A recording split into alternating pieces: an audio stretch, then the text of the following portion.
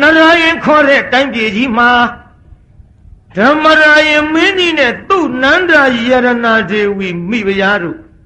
ဌိနအုပ်ချုပ်မင်းလုပ်ပြီးတော့လာခဲ့ဒီလိုဌိနအုပ်ချုပ်မင်းလုပ်ပြီးတော့လာခဲ့တဲ့အချိန်ခါမှာတရားနာပရိသတ်ရေ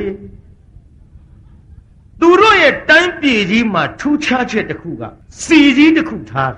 တရားစီကြီးပေါ့အမှန်တော့ခေါင်းလောင်းကြီးတရားနဲ့ပတ်သက်တဲ့ဆုံးဖြတ်ချက်ကိုချရအောင်လို့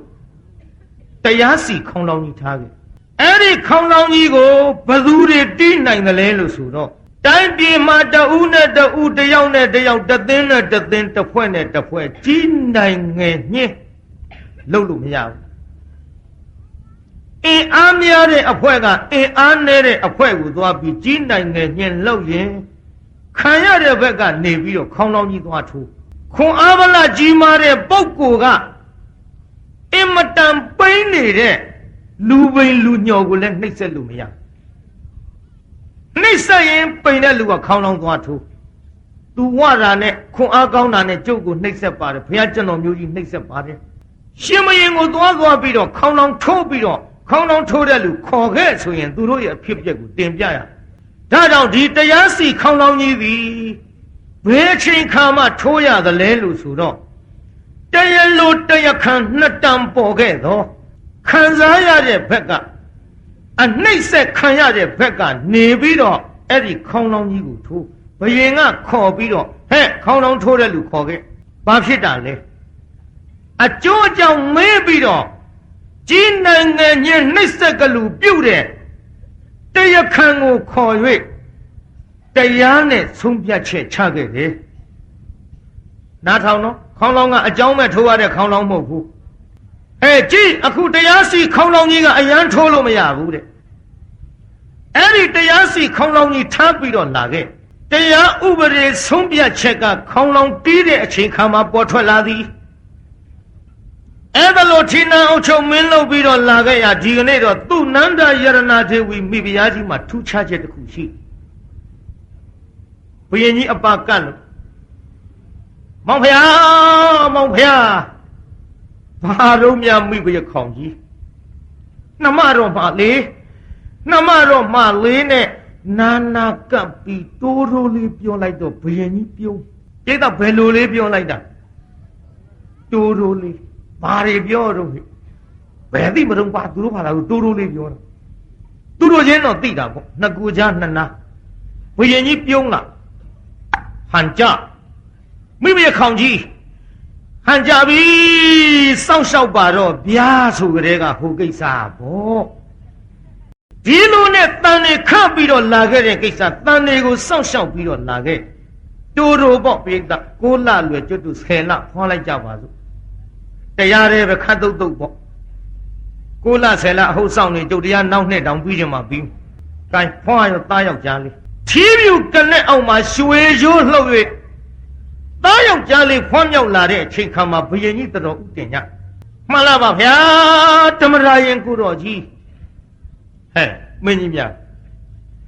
ထူးခြားသောအကြောင်းရှိတယ်ထင်တယ်မှန်လားပါဗျာ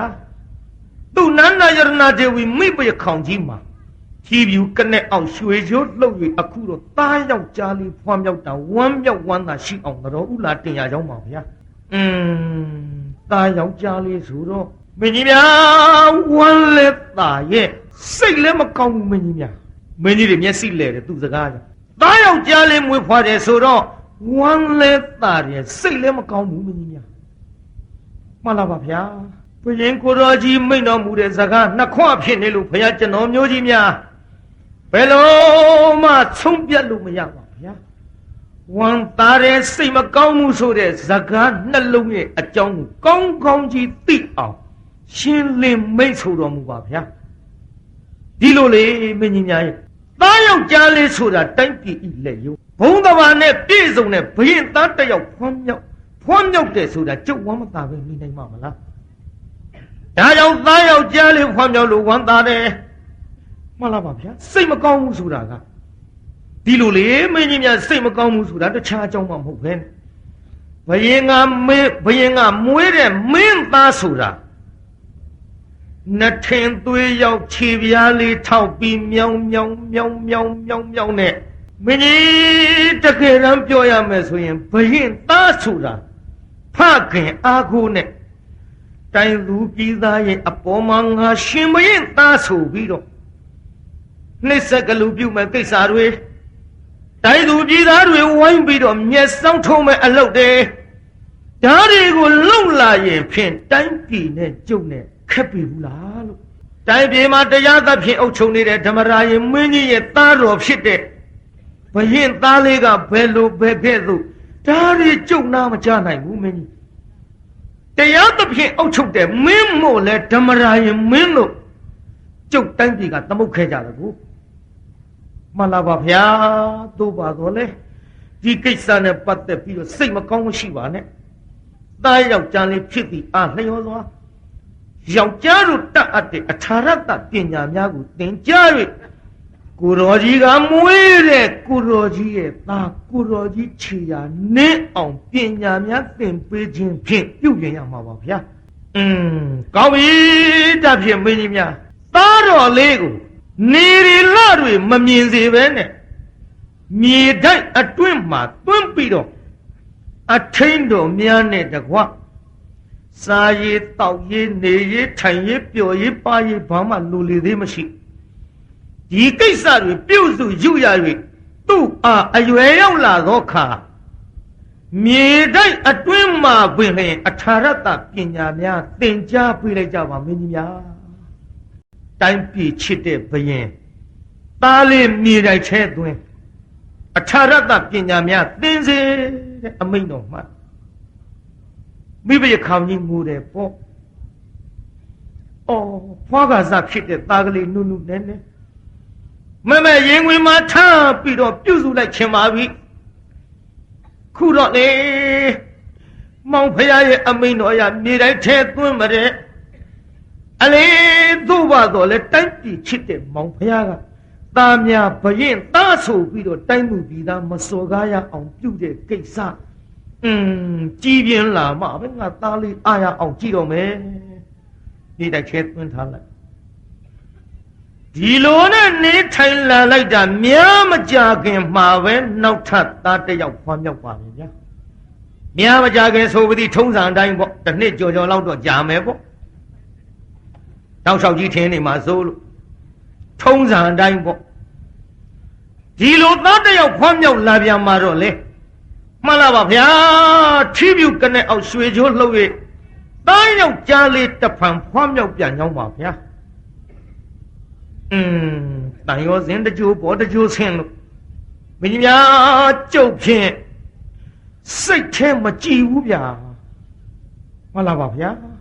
သားယောက်ျားလေးဖွားမြောက်တယ်ဆိုတာဝမ်းမြောက်စရာပါဗျာဝမ်းမြောက်တာဟုတ်တယ်ဒီကိစ္စဘရင်သားဆိုတော့ကျုပ်ခင်နဲ့အတိုင်းမြန်တိုင်းသူပြည်သားနဲ့အခက်မသိဖြစ်လာခဲ့တော့မှန်လားပါဗျာသူ့ကိုလည်းဒီတိုင်းမထားပဲနဲ့သူ့နောင်တော်နဲ့အတူမြေတိုင်းထဲပွန်းပြီးတော့အထာရတပညာများသင်ကြားပေးရင်မကောင်းပါလားဗျာကောင်းတယ်မင်းကြီးများဟုတ်ပြီသားတော်အငယ်ကိုလည်းမြေတိုင်းထဲသွင်းပြီးတော့နေတွေလတွေကိုမမြင်စေပဲနဲ့အထာရတပညာများသင်ကြားပေးလိုက်ကြပါမင်းကြီးများသားတော်နှစ်ပါးမြေတိုင်းထဲထည့်ထားမဲဖယားဖြစ်တဲ့သူနန္ဒယရဏဒေဝီမိဘခေါင်ကြီးကသားတော်တို့ကိုလွမ်းလိုက်ပါပြီငါသားတော်တို့ကိုလွမ်းလို့လွမ်းမြေရေးဆိုပြီးတော့မဲဖယားငိုခဲ့ရတာနေ့စဉ်နဲ့အမျှဝဲတော်လည်းမတင်နိုင်စက်တော်လည်းမခွန်နိုင်နဲ့တို့ပါတော့လေတိုင်းသူပြည်သားတနာချစ်ခင်တဲ့မောင်ဖယားဓမ္မရာယမင်းကြီးစိတ်ချမ်းသာအောင်ကလေအဆောင်တော်တွင်တယောက်တည်းစံစားလို့မျက်ရည်များကျနေတော့လေမောင်ဖယားအဆောင်တော်ကြွလာတဲ့ဆိုရင်မျက်ရည်ကလေးကြပြားကြတော့မောင်ဖယားရှိမဲဖယားမပြုံးခြင်းမနဲ့ပြုံးရမရည်ခြင်းမနဲ့ရည်ရသားတို့ရဲ့အပေါ်မှာချစ်တဲ့စိတ်တွေတဖွာဖွာပေါ်ထွက်နေတာနဲ့မောင်ဖယားရဲ့အပေါ်မှာတောင်အရင်တုန်းကစိတ်တွေမထားနိုင်မနဲ့အချစ်များတောင်ပေါ့တယ်သားတော်တို့ရဲ့အလေတို့ပါတော့လေသားတော်များအသက်ကြီးပြင်းလို့ပညာစုံလင်းလာရင်ဖြင့် သားတော်လေးတွေမြင်ရမှာပဲဆိုတဲ့စိတ်နဲ့အမေမျောလင်းပြီးတော့ဖြေးနေရပါတယ်သားတော်တို့ဒီလိုနဲ့မိဘခေါင်ကြီးညီရင်တွားရင်နဲ့ပဲတဖြည်းဖြည်းတစရက်ကိုလာစားလကိုနှစ်ကူးပြီးတော့လကနှစ်ကူးပြီးတော့လာလိုက်တာဟောသားတော်နှစ်ပါးကအထာရတပညာများမြေတိုက်ထဲတွင်သေအထာရတပညာများလည်းတက်မြောက်ပါလေရောဘုရင်ကြီးထံတော်ဥတင်ညမလားပါဗျာတမရာရင်ကိုတော်ကြီးမင်းကြီးများ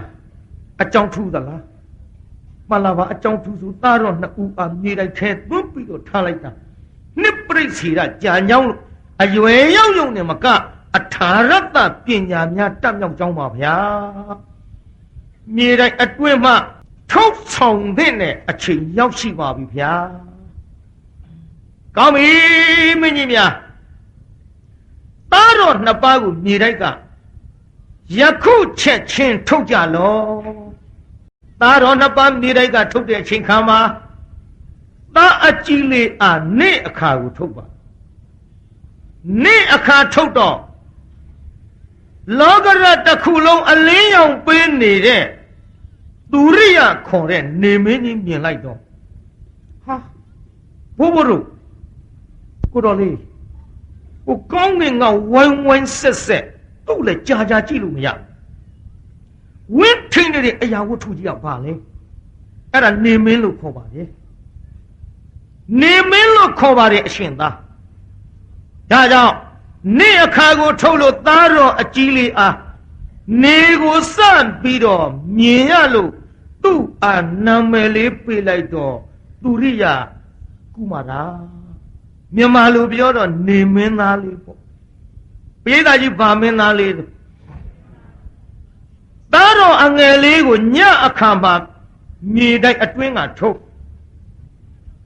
လောကရကိုအလင်းရောင်ပေးနေတဲ့လမင်းကိုမြင်တော့သားတော်အငယ်လေးကဘိုးဘိုးတို့ဟိုဝိုင်းဝိုင်းဆက်ဆက်နဲ့အေးမြကြည်လင်းတဲ့အရာဝတ္ထုအလင်းရောင်နေပေးနေတာသူ့ဘသူလို့ခေါ်တယ်လေခင်ဗျအရှင်မင်းသားလမင်းလို့ခေါ်ပါတယ်ညအခါကိုထုတ်လို့လကိုစပြီးတော့မြင်ရလို့သူ့စန္ဒကုမာရာတာအငယ်ကိုမှဲ့လိုက်မြန်မာလိုပြောတော့လမင်းသားလေးပေါ့နေမင်းသားလမင်းသားလေးတွေအမိတွင်လို့အပြင်မဲ့ရောက်လာတော့မူကြီးမရာသေနာပတိဓမ္မရာယမင်းကြီးနာကတ်လို့မှတ်လာပါဗျာကုတော်ကြီးသားတော်နှစ်ပါးသည်အထာရတပညာများတက်မြောက်ပါသဖြင့်ထီးမွေနန်းရာသည်မိဘအယိတ်အရာအမွေစားအမွေခံအဖြစ်နဲ့မြည်သည့်မင်းမဆိုမိမိဤသားတော်ညီတော်များအားအိမ်ရှိဥပယာစာအနှင်း၍ထီးနန်းစည်းစိမ်ကိုမသေးခင်မှပေးအပ်ကြပါဗျာတို့ပါ၍သားတော်နှစ်ပါးအားအိမ်ရှိရာလူကြီးမြောက်စားရန်အချိန်အခါသင့်တော်ကြောင်းပါဗျာအေးဟုတ်တယ်မင်းကြီးများဒါဖြင့်ကောင်းပြီဒီကိစ္စသေးသေးကွေးကွေးတော့မဖြစ်စေချင်ဘူးကျဲကျဲပြန်ပြန်လှဲနေလှဲအောင်မြင်းဆောင်မကြံတိုင်းပြည်တပြည်လုံးကျုပ်ဤသားတော်နှစ်ပါးအားအိမ်ရှိမင်းမြောက်တဲ့အကြောင်းကိုမောင်းကျင်းနဲ့ခတ်ပြီးတော့စီလီကြမင်းကြီးများမှန်လားပါဗျာမှန်လားပါဗျာဆိုပြီးအမတ်တီစီစဉ်ကြချိုးအမတ်တီလည်းအမတ်ကြီးတွေတဲ့ဟိုမောင်းကြီးတွေနဲ့ထွက်ပေါ့လေမောင်ကြီးထူပြီးတော့လှဲနေလှဲအောင်မြင်းဆောင်မကြတိုင်းသူပြည်သားလူအများတို့သည်ဓမ္မရာယင်ကိုရောကြီးနဲ့သူ့နန္ဒယနာဒေဝီမိပွေခေါင်ကြီးမှာပေါက်ဖွားတဲ့သားနှစ်ယောက်အားမွေးဖွားပြီးတဲ့နောက်မြေတိုင်းအတွင်းသွန်းပြီးတော့ထားလိုက်တာတိုင်းသူပြည်သားတွေသားသမီးရှိမှန်းတောင်မသိရအခုတော့အရွယ်လဲရောက်အထာရတပညာလဲမြေတိုင်းအတွင်းတွင်တက်မြောက်ခဲ့ပြီးသားဖြစ်ပါသောကြောင့်မြေတိုင်းအတွင်းမှထုတ်၍နေမင်းသားလမင်းသားသားတော်နှစ်ပါးအားအိမ်ရှိဥပယာစာအနှင်းမီဖြစ်ပါ၍အိမ်ရှိဥပယာစာအနှင်းတဲ့ပွဲသို့ဘယင်သားဖြစ်သောနေမင်းသားလမင်းသားကိုတော်လေးများရဲ့မျက်နာကိုဖူးမြော်ကြော့ရင်ခင်းကျင်းထားတဲ့ပွဲလန်းသဘင်ကို မြည်သူမဆိုလာရောက်၍ပျော်ပါနိုင်ကြသည်ဘယင်အမိန်နော်ကဲဒီလိုကြင်ညာလိုက်တော့တရားနာပိဋကကြီးဒီကိစ္စလူသားတွေတင်မကဂျိုးကြလင်မယားကကြားတကူပိဋကဂျိုးကြလင်မယားကကြားတော့အိမ်ရှိဥပယဇာအပ်တဲ့ပွဲကိုဂျိုးကြလင်မယားကလည်းကောင်းငင်ကပြန်သမ်းပြီးတော့သူတို့လာကြည့်ကြတကောလာကြည့်တဲ့အချိန်ခါမှာနေမင်းသားနဲ့လမင်းသားလေးနန်းရင်ပြင်မှာရှိနေတဲ့အခိုက်ဂျိုးကြလင်မယားကောင်းငင်ကပြန်သမ်းတာကိုမြင်လိုက်ရသဖြင့်လမင်းသားဖြစ်တဲ့ဇာနကုမာရလေးကဘိုးဘိုးတို့ရှင်မင်းသားလေးဟိုကောင်းခင်ကပြန်သွားတာဘာကောင်းနေလဲဗျဂျိုးကြလို့ခေါ်ပါလိအရှင်သားဂျိုးကြရှိစီအောင်တော့ဘိုးဘိုးတို့အရှင်သားလေးအကောင်းကင်မှာဝိုင်းဝိုင်းဆက်ဆက်နဲ့အလင်းရောင်ထွက်နေတဲ့အရာဝတ္ထုကြီးကသူ့ဘာခေါ်လဲနေမင်းမှာအရှင်သားအဲ့ဒီနေမင်းနဲ့ကျွတ်တို့ရဲ့ခမဲတော်ဖြစ်တဲ့ဓမ္မရာယမင်းကြီးနဲ့ဘသူကဘုံကြီးတယ်မှန်လားပါကိုကြီးဖျားဓမ္မရာယမင်းကြီးထက်လောကရတ်ကိုအလင်းရောင်ပေးတိုင်သောဟောဒီနေမင်းကြီးကဘုံအာနုကိုအစာပေါင်းများစွာတာပါတယ်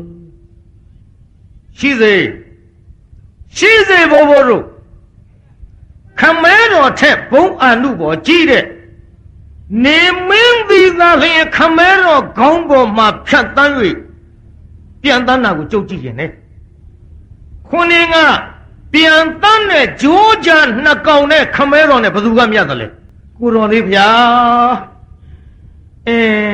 တိုင်းသူပြည်သားလူအများကိုအစိုးရတဲ့ဓမ္မရာယမင်းကြီးနဲ့ကောင်းကင်ပြန်တန်းတဲ့တရိစ္ဆာန်ဖြစ်သောဂျိုးကြများနဲ့မနှိုင်းမာနဲ့ကိုတော်လေးတရိစ္ဆာန်ကြီးဖြစ်ပါအစပေါင်းများစွာကိုတော်လေးရဲ့ဓမ္မရာယခမဲတော်မင်းတရာကြီးကတာလူမြင့်မြတ်ပါရဲ့ကြည့်စမ်းပါဗျာခမဲတော်လောက်မမြတ်တဲ့ဂျိုးကြာကခမဲတော်ခေါင်းကိုပြန်ရတဲ့လားခမဲတော်ထဲအစာပေါင်းများစွာမြတ်တဲ့နေမင်းပြန်တန်းတာကိုသာကြုတ်ကြည့်ရင်လေခမဲတော်လောက်မမြတ်တဲ့တရိစ္ဆာန်ဂျိုးကြာအယုတ်ကောင်နှစ်ကောင်ကခမဲတော်ရဲ့ခေါင်းပေါ်ပြန်တန်းတာကြုံမမြင်တော့ဘူးလာခဲ့ဆိုပြီးတော့မြားနဲ့ခွင်းမလို့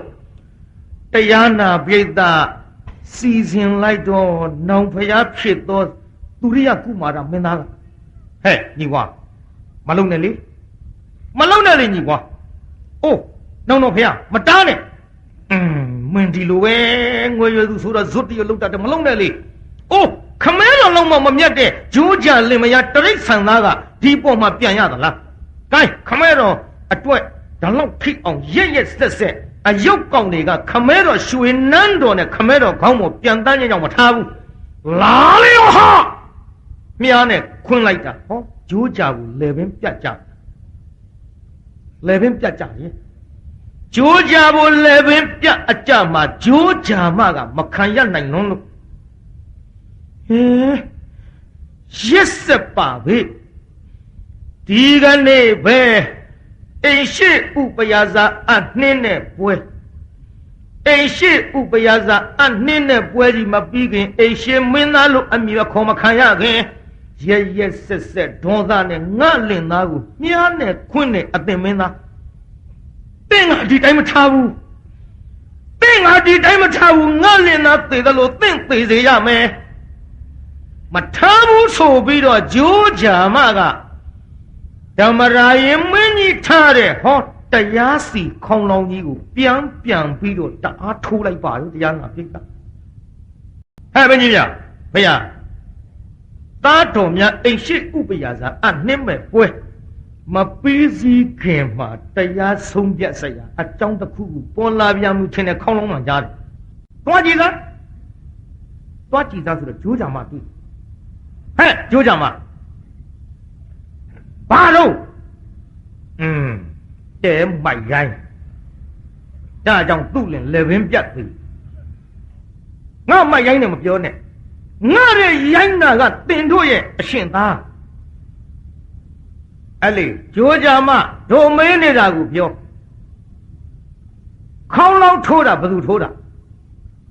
ငါထိုးတယ်တင်ကြိုးကြမဘာပြုလို့ထိုးတာထိုးတယ်လို့ထိုးတယ်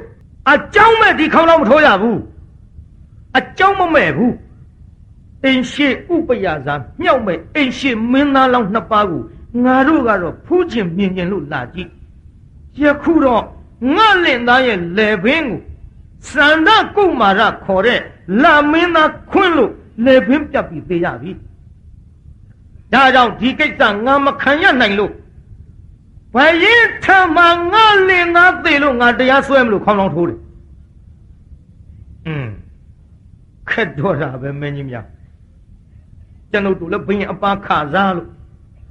ဆုံးပြတ်ခဲ့တဲ့ဒီခေါင်းလုံးနဲ့ပတ်သက်တဲ့အတန်တွေကိုကြားခဲ့ရတရိษံမပါပါဘူးဗျာဟင်ဒီကနေ့အခုတော့တရိษံကြိုးချာမကသူ့လင်လေပင်ပြတ်တယ်လို့ဘရင်သားတရားစွဲမတယ်ဗျာအလေဘရင်ထံကြမှာဒီကိစ္စဘရင်ကိုတော်မြတ်ကြီးဆုံးပြလိုက်မယ်ခင်ဗျားတို့ကျွတ်တို့ဘေးကနေပြီးတော့စိတ်ညစ်နေစရာမလိုပါဘူးဟဲ့ကြိုးချာမလာဘရင်ရှိတော်လိုက်ခဲ့ကြိုးချာမခေါ်သွားဟဲ့ဘင်းကြီးဗျာဘုရားခေါင်းလောင်းထိုးတဲ့လူရှာခဲ့ပါသူဘယ်နဲ့တရိษံမငါထံခွန်းလာကြမှန်လားပါဗျာခေါင်းလောင်းထိုးတာဟောဒီကြိုးကြတရိษံမပါဗျာဟဲ့ကြိုးကြမဘာတော့ဟဲ့ဘယင်ရဲ့ဩတဲမိုက်ပါလားဟဲ့ဓမ္မဘာတော့ဖျားဖြင့်ဘာတော့ဖျားလုပ်ပါဘယ်နဲ့ရှင်ဘယင်ရဲ့တွေပါရင့်ရင်ပြီးပြီငါမှမပြောတာဖဲနဲ့မပြောတတ်တာကိုတို့တင်ဖယားလို့ထူးလိုက်အဲ့ဒီမှာကြိုးချံမကဖယားဘယ်နဲ့ကြောင့်တင်ခေါင်းလောင်းထိုးတယ်လဲဟဲ့ငါလင်းရဲ့လေပင်ကိုမြားနဲ့ခွန်းပြီးတော့တတ်တဲ့လူသက်ကောင်ကိုဘရင်ထံတရားစွဲခြင်းလို့ငါထိုးတယ်မင်းကြီးများကြားကြမှန်လားပါဗျာဟဲ့နင်းလင်ရဲ့လေပင်မြားနဲ့သိအောင်ခွန်းတာဘယ်သူလဲအသင်မင်းကြီးရဲ့သားဖြစ်သောသားအငယ်စန္ဒကုမာရလာမင်းသားလေးကမြားနဲ့ခွန်းလို့ငါလည်းလေပင်ပြတ်ပြီးသေးပြီတဲ့ခက်ပါလားဒါကြောင့်သားနှစ်ပါးဖွာကလေးကဝမ်းလဲသားရဲ့စိတ်လဲမကောင်းဘူးဆိုတာဒါတွေပဲမင်းကြီးများကြည်စမ်းအခုဘယင်သားအိမ်ရှိအရာအထားဖို့ကိစ္စဒီပွဲကြီးမှမပြည့်မြောက်ခင်အိမ်ရှိမင်းတို့မှအခွန်မခံရခင်သူများအသက်ရက်ရက်စစ်စစ်တတ်တဲ့ဟဲ့မင်းကြီးများဘုရားသားတော်အငယ်စန္ဒကုမာရရှိတော်သွင်းမှန်လားပါဗျာသားတော်လေးဗျာစန္ဒကုမာရခမဲတော်ဓမ္မရာယမင်းကြီးကရှေ့တော်ဝင်ခစားစေပါတယ်ဗျာလာမင်းသားလေးဘုရင်ရှိရောက်ခမဲတော်ဗျာသားတော်ရောက်ကြောင်းပါဗျာအေးမိဘရခေါင်ကြီးဗျာပေါင်းဗျာကိုသားရောက်လာမေးမယ်နော်မှန်လားပါမောင်ဗျာမေးတော်မူပါဗျာဟဲ့သားတော်လေးစန္ဒကုမာရဗျာဂျိုးကြရဲ့လေပင်ကိုမြားနဲ့ခွန်းပြီးတော့တင်တတ်တယ်ဆိုတာမှန်သလားမှန်လားပါဗျာသားတော်တတ်ပြီးကြောင်းပါဗျာမိဘရခေါင်ကြီးဟောမောင်ဗျာကိုသားတော်ဥတင်တာကြားရဲ့မှန်လားကြားသိရကြောင်းပါဗျာကိုသားကမှန်နာကိုဝန်ခံနေပြီဗျာငါဓမ္မရာယမင်းကြီးဒီတရားစီခေါင်းလောင်းထားပြီမတရားလုပ်သောအမှုလူသားတွေအတွက်ဆုံးဖြတ်ချက်ချခဲ့တော်လဲတရိษံအတွက်မဆုံးဖြတ်ဘူးလို့ငါဘယင်အမိန့်ရှိခဲ့ဘူးတရိษံတွေလည်းဒီကနေ့ဆုံးဖြတ်ရလေမှန်လားပါမောင်ဗျာ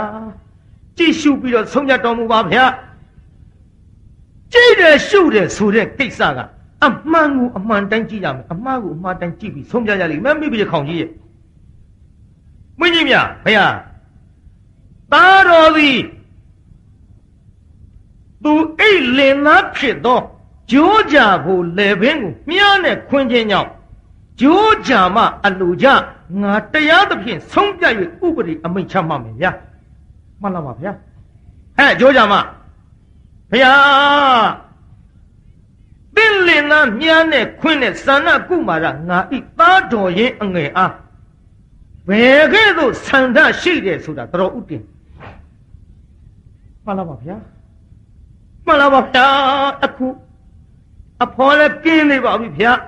ကျွန်တော်မျိုးမကြီးရဲ့ကြိုးကြဖို့လည်းပင်မြားနဲ့ခွင်းနဲ့ဘယင်မင်းတရာကြီးရဲ့တာရင်ဇာနာကုမာရအားရရဆက်ဆက်ချစ်ခင်နေတဲ့လင်မယားကိုအသက်သိအောင်ခွဲခြင်းကြောင့်ကြိုးကြဖို့လည်းပင်ပြတ်ပြီးတော့သေသလိုစန္ဒကုမာရမင်းသားအားလည်းပင်ဖြတ်ပြီးတော့သေစားသေမကျင့်နှံ့မှာပါဗျာမိဘရခေါင်ကြီးဗျာမောင်ဗျာကြားရဲ့ကြားကြောင်းပါဗျာနားပေမဲ့ပေါ့မိဗျာကြီးတွန်းလင်းကိုသေအောင်တတ်ထားတဲ့ကိစ္စဘယ်ခံရနိုင်မှာမလို့ဟဲ့မင်းကြီးဗျာဗျာငါကိုတော်ဘရင်အမိန့်တော်မှတ်မယ်အမိန့်တော်နာခံကြကြိုးကြဖို့လည်းပင်မြားနဲ့ခွင်တော်သားတော်ရင်ဆန္ဒကုမာရလာမင်းသားအငယ်အားကြိုးကြဖို့သေသလိုသေစားသေမှကျေနပ်မယ်ဆိုလို့ယခုချက်ချင်းသားတော်ငယ်အားကတုတ်တန်ထောင်းလေပင်ဓာတ်ခုံ၍သေအောင်သားလိုက်ကြမင်းကြီးများဟာငြိမ်သွားတယ်မင်းကြီးများလည်းငြိမ်သွားတယ်မိဘရခေါင်ကြီးကတော့အမဲ4000ထဲနိုင်လဲသွားပြီမိဘရခေါင်ကြီးလဲသွားပြီဟောဟဲ့မင်းကြီးများဖေဟာမိဖုရားကြီးကြည်စမ်းကြည်ကြဆောင်မိဖုရားကြီးမထူဘူးဘယင်ကသူ့မိဖုရားကြီးလဲသွားလို့ထူဘူးတိတ်မတုံလို့ဘူးပြိဿနောက်မိဖုရားကြီးသတိရမောင်ဖုရားဘာတော့မိဖုရားခေါင်ကြီးသားတော်လေးကိုသေစားသေးစေလို့မှတ်တဲ့အမိန်တော်ကြီးမသိတော့ပါဘူးဗျာမဗျာရှိပါစေတော့သားတော်ကံနဲ့သားတော်ရှိပါစေတော့ဒီလိုမျက်ရည်စုံငိုပြီးတော့နေကြတဲ့အခိုင်အတန့်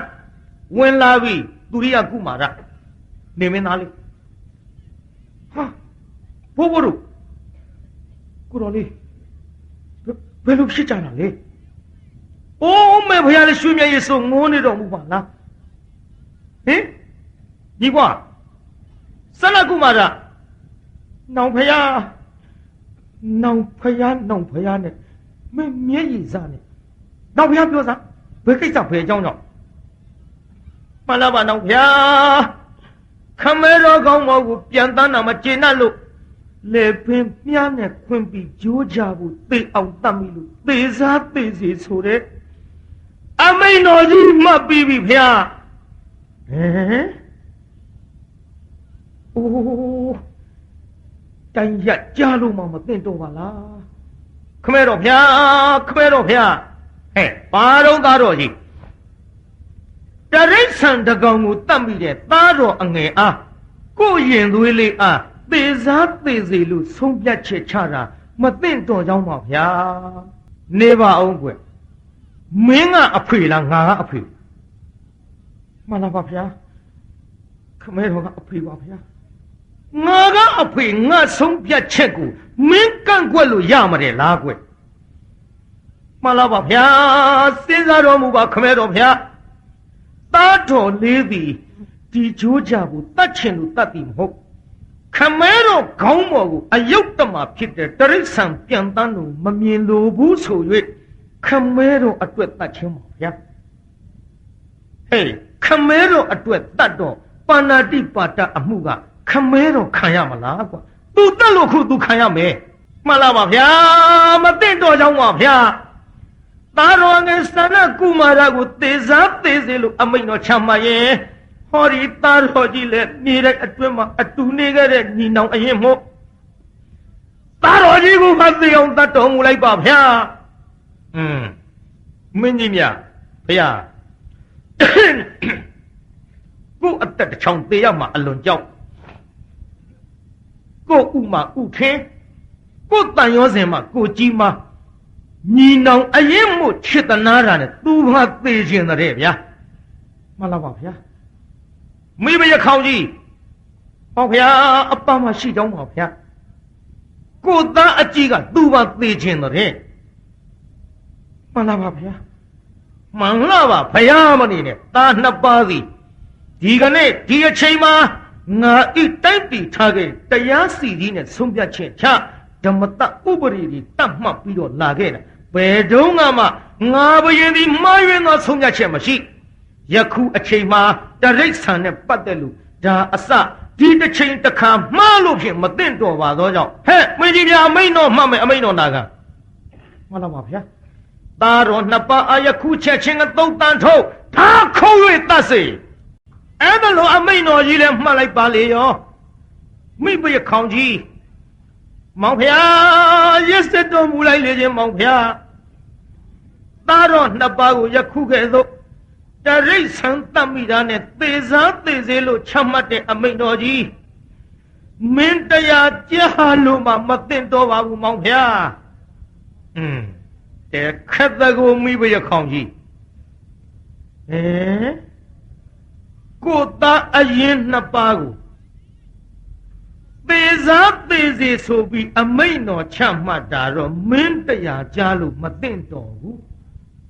ကြီးနိုင်ငယ်ညင်ထင်းတယ်လို့ပြု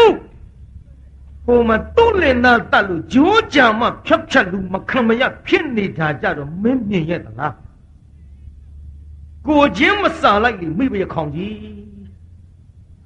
တိုင်တာပါကြလို့တင့်တော်သည်ဖြစ်စေမတင့်တော်သည်ဖြစ်စေ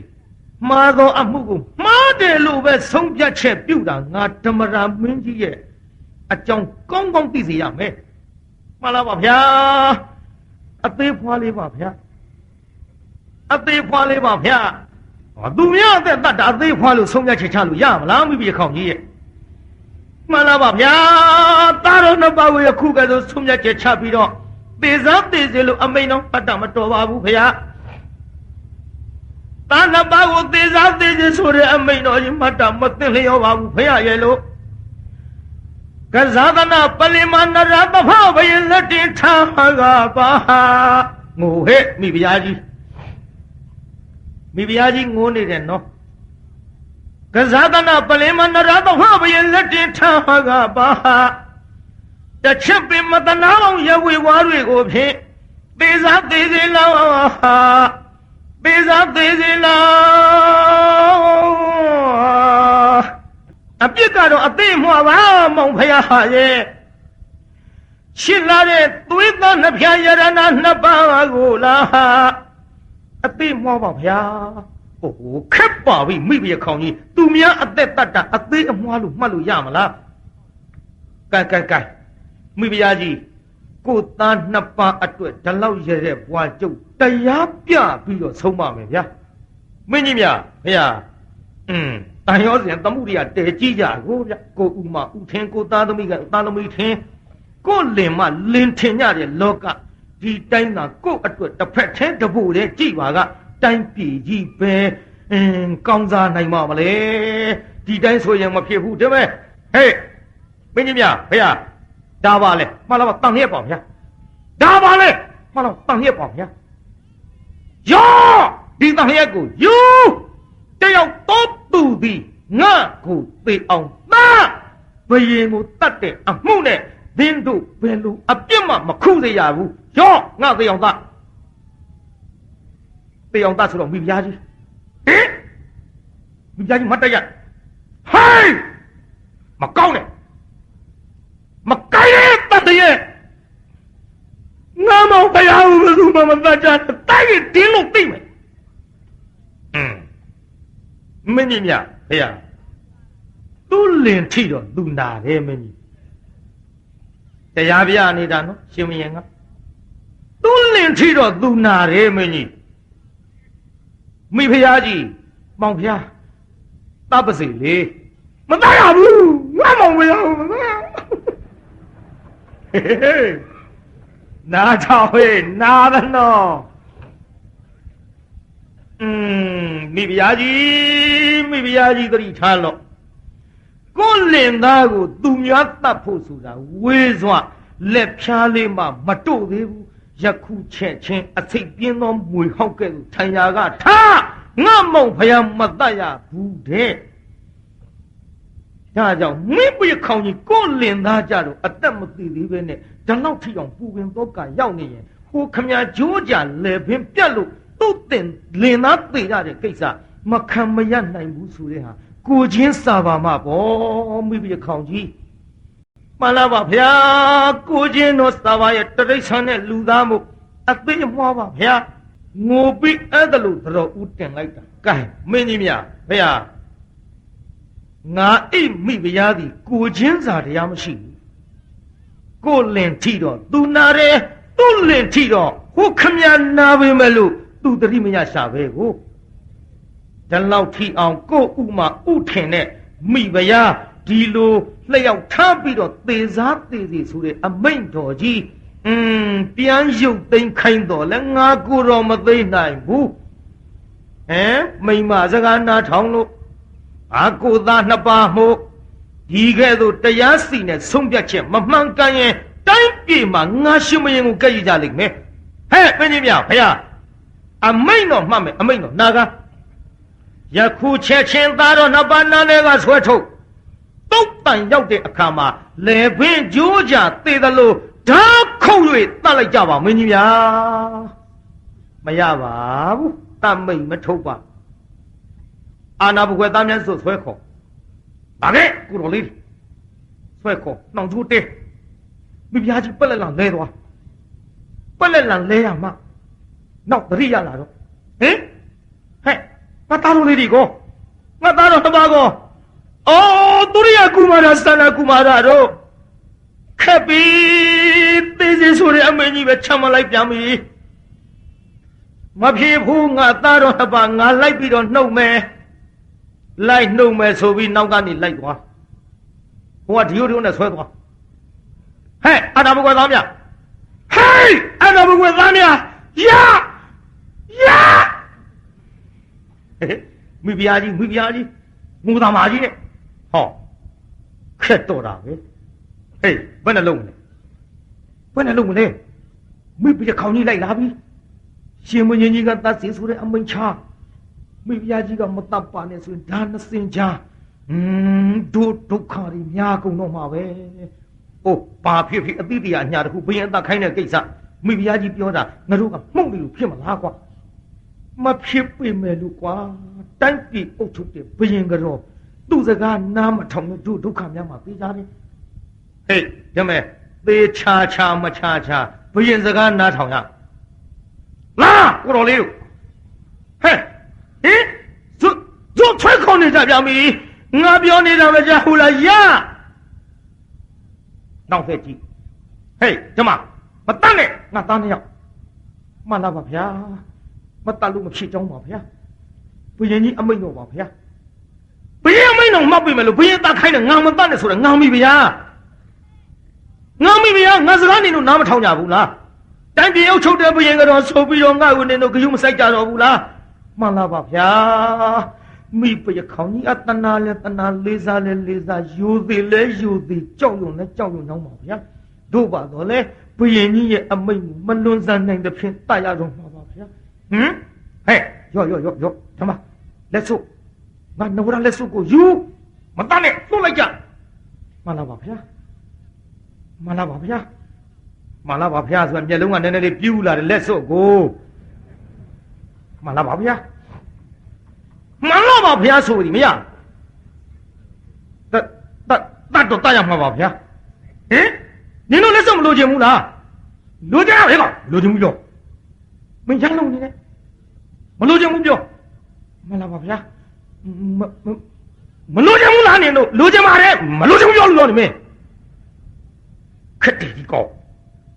မင်းကွာလက်စုပ်လိုချင်တာပေါ့ကွာဟေးလိုချင်တာသေမင်းကွာလိုချင်လို့မဖြစ်ဘူးဘုရင်ကြီးအမိန့်မင်းသိရသားနဲ့တစ်ချက်လုံးအမိန့်တော်ကြီးမှတ်ထားတာသူ့သားသူကိုယ်တိုင်တတ်တဲ့ကိစ္စတိုင်းသူပြည်သားချစ်လို့ဒါငါတို့ကနေပြီးတော့ဒီလက်စွပ်တခွင်ယူပြီးလွတ်လိုက်မယ်ဆိုရင်ဘယ်တော့မလဲကွာဟဲ့ဒီမှာလွတ်လိုက်ကြ တိုင်းသူပြည်သားလူများကလည်းတရားနာပြည်သားအဲ့ဒါလို့ဖြစ်နေတဲ့အခိုက်အတန့်ပြေးနှွားပြီးတော့လာကြဓမ္မရာယေမင်းကြီးဒီသားတော်နှစ်ပါးအင်မတန်ချစ်သနာစရာကောင်းတဲ့သားတော်နှစ်ပါးမြေတိုက်တွင်းပြီးတော့ထားတော့မြေတိုက်တွင်းကထုတ်လိုက်တဲ့အချိန်ကစပြီးအသားအရည်လေးကြည့်လိုက်ရဝါဝင်းလို့ရွှေစင်းတဲ့သူချစ်စရာကောင်းလိုက်တာတပြေလုံးကချစ်တဲ့သားနှစ်ယောက်အခုတော့ဒီသားနှစ်ယောက်ကိုတရိတ်ဆန်အကြောင်းပြုပြီးသေစားသေစီဆိုတဲ့အမိန်ကြီးမှတ်တော့တဲ့လာငါတို့ဝိုင်းပြီးတော့တာကြကုန်စို့လို့တိုင်းသူပြည်သားတွေကလည်းဆံမင်းလေးဖားရချတချို့အဝတ်မနိုင်ကြဘူးအုတ်ခေါင်းရှက်တင်းရင်ပတ်စီတီငိုပြီးတော့ပြေးလိုက်လာကြဟဲ့အနာဘကွယ်သားများထိုးလိုက်ကြလာဗျာမိတပြုံကြီးကိုတော်လေးနှစ်ပါးမသိခင်တို့ကုတ်တာဖဲတာနဲ့ဝေးကုန်လိမ့်မယ်ထင်တယ်ဟဲ့အနာဘကွယ်သားများဘာတော့တိုင်းသူပြည်သားလောယခုမိဘရခေါင်ကြီးကလက်စုပ်ပေးနေတင်တို့ယူပြီးလွတ်လိုက်ပါတော့လားခက်တဲ့တိုင်းသူပြည်သားတို့ဘယင်အမိန်တော်ကတတ်စေလွတ်လိုက်ပြန်ပါကဒီတစိုးလက်ဆောင်ယူပြီးမစားရခင်ဘယင်မှတ်တဲ့အမိန်နဲ့သေရအောင်ပါပဲ။အိုးတင်းလို့မသေရအောင်ဒီလိုလုပ်ရော့ငါတို့ကလည်းတိုင်းသူပြည်သားကဟောဒီပစ္စည်းတွေပုံပေးမိဘရခေါင်ကြီးပေးတဲ့လက်စွပ်နဲ့ဟောဒီတိုင်းသူပြည်သားပေးတဲ့ပစ္စည်းများနဲ့ဒါတွေကိုယူတင်တို့အသက်ချမ်းသာအောင်ဘယင်ကြီးမြင်တဲ့ကိစ္စမှမဟုတ်ဘဲနဲ့တပါးသောသူရဲ့ခန္ဓာကိုယ်မှာထွက်တဲ့သွေးကိုဓာမှတော့ခုတ်တပ်ပြီးပါပြီဆိုတာဘယင်တော်ဥတင်းမင်းသားနှစ်ပါးကိုလည်းဘယင်မမြင်အောင်တိုင်းတပါးနှင်းဒီကိစ္စတင်တို့အသက်ရှင်ရမယ်ပေါ့ဒီကောင်သိုးဘူးကမြင်ရတော့နဲတာမဟုတ်ဘူးလက်စုပ်ဒီခုမင်းမဆွဲကြိုးတွေပုံထားတာကွာဟေးဒီလားလက်မနိုင်လေးနဲ့ဘယ်တော့မှရှိလားမရှိလားမသိဘူးတုံမှန်းတုတ်တာကြလားအခုကလက်မနာရီတဲ့ပတ်ကိုဗျဟေးမြင်ရလားဟိုမှာတချို့အဝစားတွေကတထွန်းတက်ထွက်ဖောက်ခရစ်ဖောက်ချောင်းပလတ်စတစ်အဲ့ဒီအလတ်စတစ်ရောကုန်မှာကွာဘယ်တော့မှဒါတွေရှိသလားတော့မသိဘူးပေါ့မျက်လုံးပြူမျက်ဆံပြူနဲ့သဘောကျပြီးတော့ဟေးဟုတ်တယ်တယောက်ယောက်တရဝါတစ်ခုခုရဲ့ထွက်သောသွေးကိုတန်လျက်ဓာတ်မှာတုတ်ပြီးတော့ပြခုတ်တက်ပြီးပါပြီဆိုရင်ဘုရင်ကြီးကြည်နှံ့ပါပါလွတ်ကြစို့သားတို့ဟိုလေလွတ်တော့မယ်ထင်တယ်မလာပါဖေဖျားလာစမ်းဟဲ့မင်းတို့နှုတ်မယ်မဟုတ်လားမလာပါဗျာဂတိပေးပါဗျာဟဲ့ဘယ်လိုဂတိပေးရမှာတော့သားတော်နှစ်ပါးချစ်တနာလို့အသက်သေးဝေးကလွတ်လိုက်တဲ့ချိန်ခါမှာဒီတိုင်းပြည်မှာမနေစီပဲနဲ့အဝေးသို့နှင်မဲ့ကိစ္စမတားမြစ်ပါဘူးဆိုတဲ့ဂရိပါဗျာကောင်းပါပြီကွယ်တော်သားတော်များအသက်ရှင်လျက်ငါကျင့်တတ်ပါပြီသားတော်များအသက်ရှင်လျက်ငါကျင့်တတ်ပါပြီရော့လက်စို့ဟိုပစ္စည်းတွေလည်းမင်းတို့ယူဓာကိုတယောက်တော့ရဲ့သူ့ရဲ့သွေးတုတ်ပြပြီးတော့ဘရင်ထံခုတ်တတ်ပြီးပါလို့တော်ဥတင်လိုက်ကြတော့သားတို့မဖျားသွားရတော့မယ်သားတို့ရဲ့အမေမနှင်ရပါဘူးမနှင်ရပြီပဲလို့အသက်ရှင်မှုအမေကဲလိုက်ပြီးလူရာကိုပြေးဝေးရတိုက်တော့သွားကြပြီတော့ရဲ့လို့အမေခမများကမျက်ရည်လေးတွေကြားတန်နှစ်ပါးကမေဖျားခြေတော့ဖက်လို့သူတို့မျက်ရည်လေးတွေကမေဖျားရဲ့ခြေပမိုးပေါ်မှာမေဖျားရဲ့မျက်ရည်တွေကတန်နှစ်ပါးရဲ့ကြောပြင်မှာကြလို့သွားတော့လူလေးတို့သွားကြပြီတော့လို့တန်နှစ်ပါးကိုတရှုပ်နမ်းပြီးတော့ကပါမင်းတို့ခမဲတော်ကသားတို့ကိုနှင်တာသားတို့ကိုတတ်တာမချစ်လို့မဟုတ်ပါဘူးသားတော်တို့တိုင်းသူပြည်သားကိုတနာလို့တိုင်းသူပြည်သားကိုကျင်နာလို့တရားသဖြင့်ဆုံးဖြတ်တဲ့ရွှေခေါင်းလောင်းကြီးကိုကြိုးကြမှာထိုးလို့တရားနဲ့စီရင်ချက်ချတာပါကွယ်တို့ခမဲတော်ပေါ်လေအပြစ်မထားကြပါနဲ့ဒါကြောင့်မင်းမျက်ရည်ဆက်လက်နဲ့သားတော်များကိုမခွင့်ရဖဲနဲ့ခွင့်ရမှာပါကွယ်လို့ကဲအဲ့ဒါလို့မေဖျားကမျက်ရည်ဆက်လက်နဲ့သားတော်နှစ်ပါးအားသေဝဲကလွတ်အောင်စွမ်းဆောင်လိုက်ပါသဖြင့်နေလညီနောင်သည်တိုင်းပြည်ကထွက်ရသေပွဲကတော့အောင်သွားပါပြီပြိဿဒါကြောင့်နေလညီနောင်သေပွဲအောင်ဆိုတဲ့ဇလန်းသည်အခုနိုင်ပြန်တစ်ချက်ထိုးပါတော့မယ်မနေ့ဖြင့်ကဒီဇလန်းရဲ့အဆက် ဇလန်းကောင်းတပုတ်ခမရတို့ထနာကြရမှာကငိုရင်ပလဲရည်ရင်ရွဲပါဗျာ